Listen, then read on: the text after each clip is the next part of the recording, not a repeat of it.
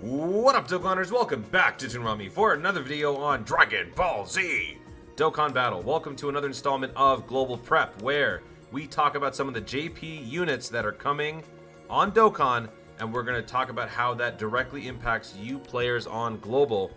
And I want to help you guys prepare now so that you don't have to worry about it later on, because that is how you Dokkan responsibly.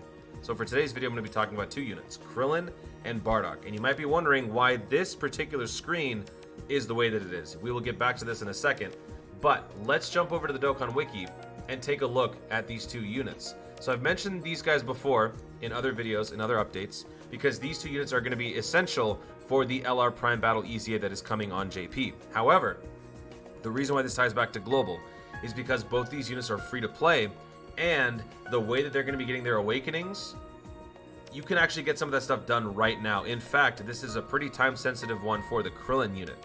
So let's take a look at this unit. He's very inconsequential right now as a free-to-play Baba Shop unit. He's 300 gems. Not Baba Shop, incredible gems. And, yeah, he really doesn't do much. He has damage received minus 50%. So he tries to tank, but he's, he's forgettable. So this guy is going to be TURing into the Krillin. How does that happen? It happens via the story event, the Namek Saga story event. I've talked about this before in previous videos. I called it. It was going to be the Krillin medal. I mean, that's not really much of an accomplishment, but still, I take the victories that I can get. So on this story event, if you go to stage 8, you can pick up your 7 copies of that medal. And on Global right now, this event is currently available. I don't know for how long. Let me see if I can check the main page and we can try to find out current events. Global Saiyan Warrior race. It's going to go for another couple of days, so 2 days.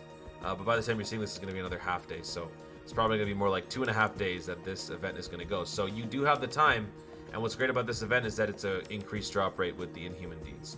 So you can definitely get that done. With those 7 medals, you will awaken this guy into a pretty decent free-to-play unit that isn't really summonable or attainable from normal means. He's very weak, but they juice him up enough where he's relevant. He doesn't have to be meta-breaking. So he's an all-type sub-lead for free-to-play standards. Key plus 30%.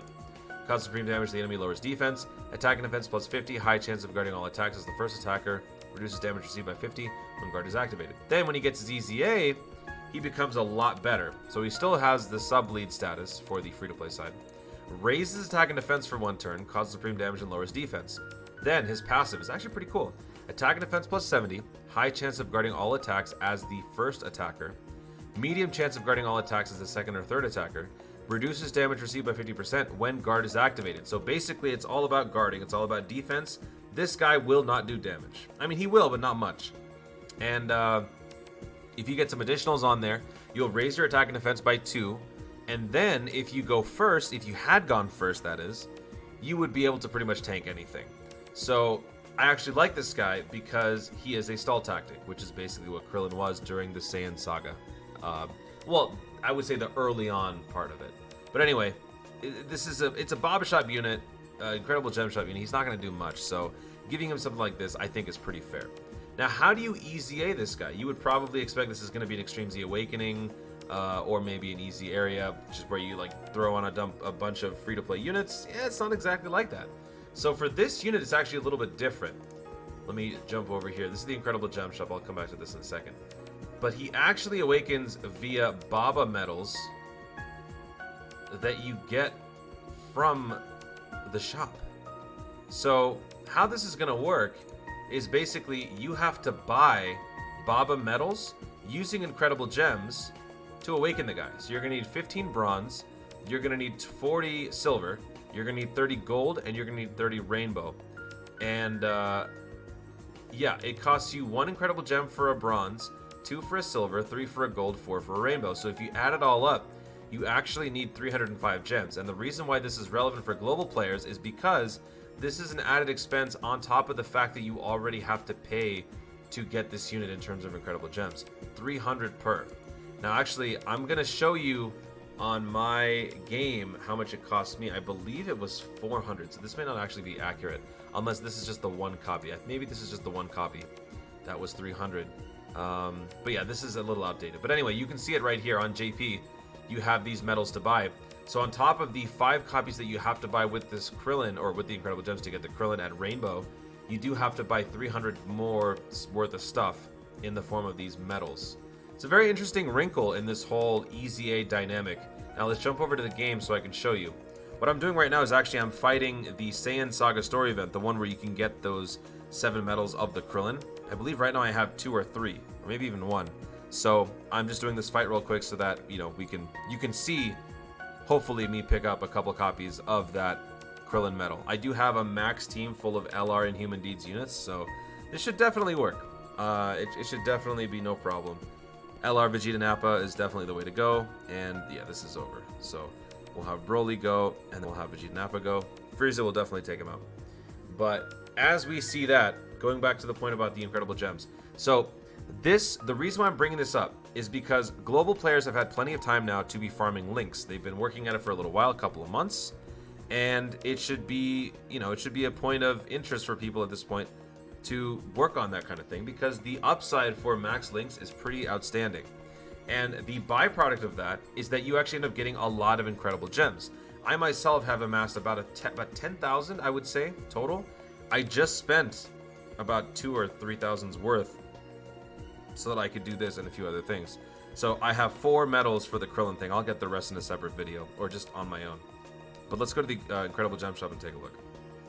So, as you can see right here, I've got about 7 grand. So 7,000 incredible gems, a lot of units in the shop. And I never bought them before the update a long time ago that Global had. So I've got both the original 4 distribution, and now they've added an extra 5. So you could technically get 10 copies of every unit if you wanted to, I believe.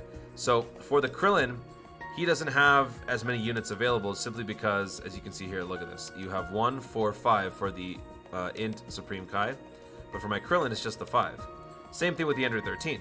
So what I ended up doing was I bought the 1 by itself and I bought the 4 in a bundle, and that's the same thing I did here. So I spent 300 for the 1 copy and then 4 for the other, so 1,200, so 1,500.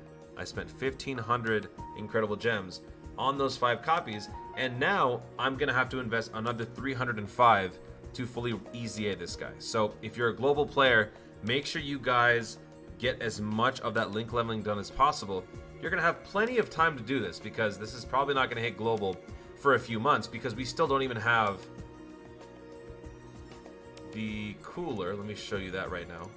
So the cooler right here, we don't even have this guy, and this was a thing on JP back in, let me see, this is the TUR, the EZA happened in June, so we still haven't seen this guy. We haven't even seen the Kaelin Khalifa EZA. Like, the whole thing is a mess on global. But the earlier that you get started, the better, which is why I wanted to bring this up. So make sure you keep in mind that it is not simply a matter of getting 1,500 incredible gems worth of units in those 5 Krillins. You do need 305 more so that you can max out his EZA, make him the most effective version of himself that he could possibly be.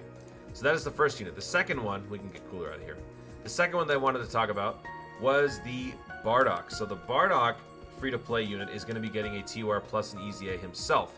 Let me just tell you right now, his EZA is happening under normal circumstances. So let's actually start with that.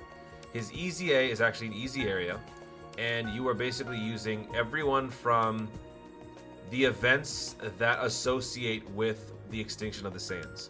So the Ginyu Force, Frieza, Bardock, he does associate because he is Bardock, and also before that whole explosion in the Bardock special, he got shifted to another timeline and he turns into a Super Saiyan against Chilled, so there's that. There's King Vegeta, so it's everybody related to the Bardock event. There's some sort of connection. You use all of these units. Most of them are, actually not most of them, a decent chunk of them are free to play, because you've got the Ginyu Force, you've got the Prime Battle, you've got the Battlefield Goku Ginyu. These 3 units at the end, the Prince Vegeta, King Vegeta, and Chilled are all Super Strike units, so those are also free. So this is pretty free-to-play friendly. And then I believe this physical Super Saiyan, yeah, the physical one, the Int one, are units that you pick up from the World Tournament from the Guaranteed SSR, so those could technically be considered free-to-play as well.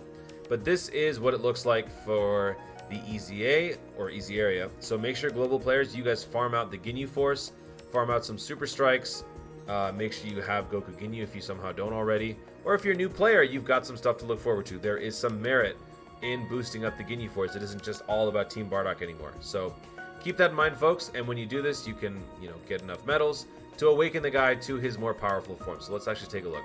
So this is the form that you're used to seeing on Global because we don't have the TUR. So this is the one that you're used to seeing. This guy does nothing, right? He's from that story event.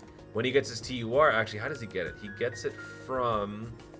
okay, so 10 Bardock medals, 10 Frieza medals. That's actually pretty easy on this story event, so it'll probably happen in like a run or two for you. And this guy becomes really, really good. He becomes a Ki plus 4 77% sub lead. Actually, I wouldn't call it a sub lead. That's a straight up lead for free to play. Giant form. He's also a sub lead for AGL.